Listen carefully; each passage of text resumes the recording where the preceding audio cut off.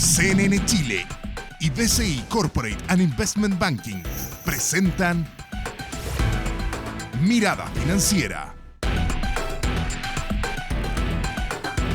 ¿Cómo están? Bienvenidos a Mirada Financiera. La recuperación de la zona euro se estancó en las tres economías más grandes durante la primera parte del año. Una región que ha presentado constantes vulnerabilidades geopolíticas y ajustes en sus proyecciones de crecimiento.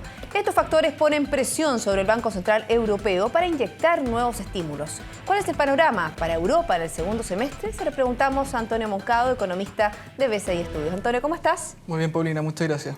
Las economías que representan el 66% del producto de Europa, estamos hablando de Alemania, estamos hablando de Francia y estamos hablando de Italia, la verdad que han tenido desempeños no muy buenos durante este año. Sí, más que no muy buenos, yo diría decepcionantes, porque tuvimos un primer semestre muy negativo respecto a la eurozona y pareciera que todos los paquetes de estímulo que había anunciado Mario Draghi algunos meses atrás no han surtido el efecto suficiente para poder entregar estímulo a estas principales economías. Tenemos, por ejemplo, una Alemania que se encuentra muy deteriorada, con crecimiento negativo en el segundo trimestre, prácticamente un hecho histórico, la principal economía de la eurozona con crecimiento negativo en ese trimestre. También tenemos el caso de Italia, que está en franca recesión económica, y pareciera que España es el único país que probablemente ha mostrado algún atisbo de mejora gracias a su fuerte resguardo fiscal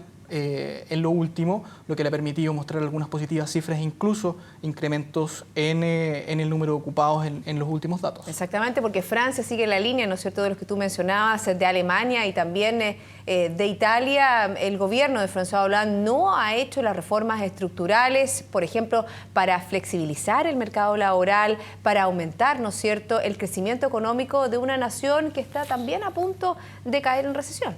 Ahí hay un problema clave en estos países y tiene que ver básicamente con el tema fiscal. Tenemos, por ejemplo, una política monetaria que es única, con distintas políticas fiscales que planean estos distintos países. La compatibilidad entre política fiscal y política monetaria no es precisamente una de las principales características de la eurozona por esta moneda única. Eso lo hace muy problemático y hace que el problema persista, incluso por bastante tiempo, y la visión es que esto va a continuar incluso por los próximos años. ¿Peligros de deflación en la zona euro? Sin duda, están ahí latentes. El Banco Central, pese a los estímulos monetarios, no ha logrado hacer que la inflación repunte, principalmente porque la actividad está muy deteriorada. Alemania, particularmente su balanza comercial, tras los riesgos geopolíticos en Rusia, en Ucrania, ha tendido a deteriorarse de forma muy importante, y eso también ha afectado a la producción industrial y la producción manufacturera, que es el principal motor de la economía. Hablemos de la inflación, hablemos que no es única para todos los países y sí tienen un euro que es único salvo Gran Bretaña.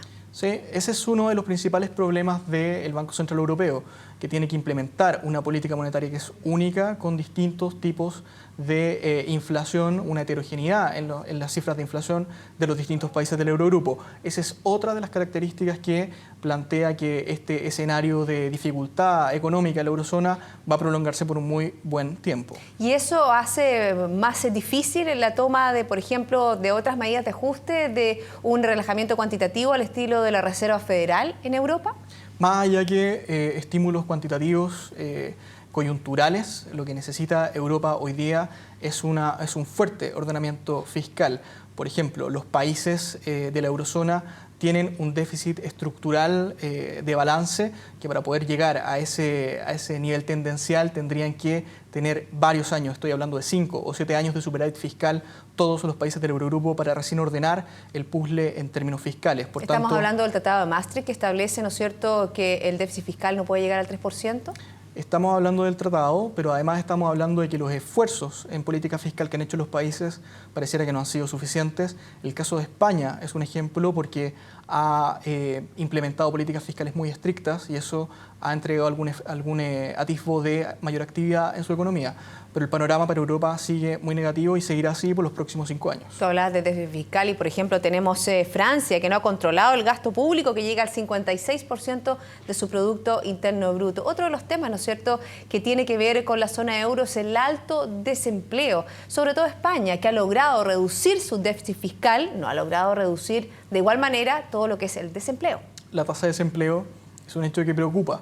Estamos en niveles de 2 dígitos y el desempleo juvenil todavía sigue en niveles muy elevados, a cifras históricas.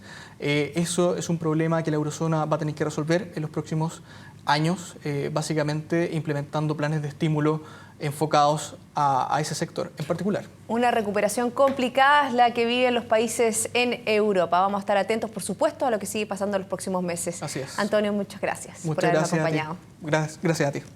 Y así finalizamos Mirada Financiera. La invitación a todos ustedes es a quedarse en compañía de CNN Chile. Hasta pronto. CNN Chile y BCI Corporate and Investment Banking presentaron Mirada Financiera.